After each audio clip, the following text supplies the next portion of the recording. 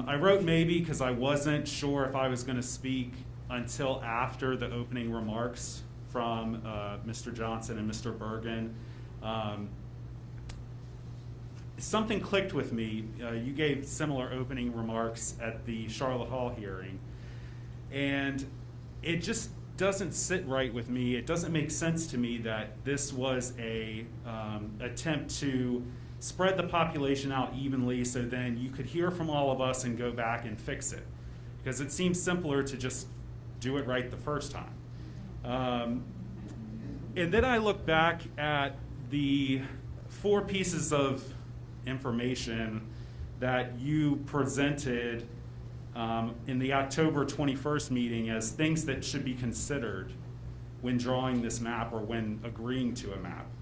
The first one, your words, when redefining district lines, utilize natural boundaries such as roads, legal subdivisions, and bodies of water for ease of communicating and displaying districts. Okay.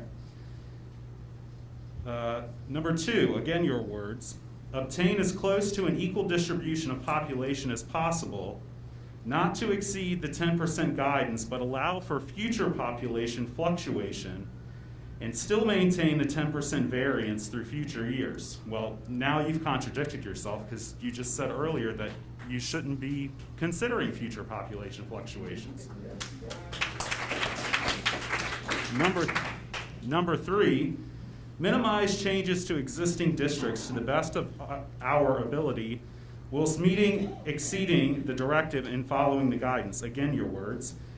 But that wasn't really achieved with this map, so now I'm kind of confused about why the board passed it. It's drastically changed, not minimally changed. And then number 4, again your words, extend abutting districts to include 3 and 4 for ease and fairness of future redistricting requirements. Well, the future is not now.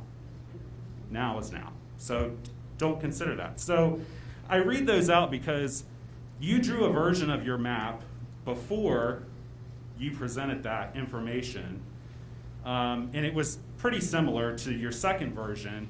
So that, watching you present that, and you pushed very hard for that during the meetings, so I'm taking that to mean that these are the things that you intended to do when you drew your map.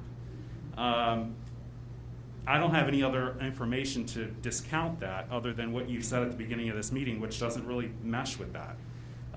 All of this is to say this map is not good. I've said it 3 times now. Many others have said it and probably will continue to say it, so I appreciate the opportunity to say it again.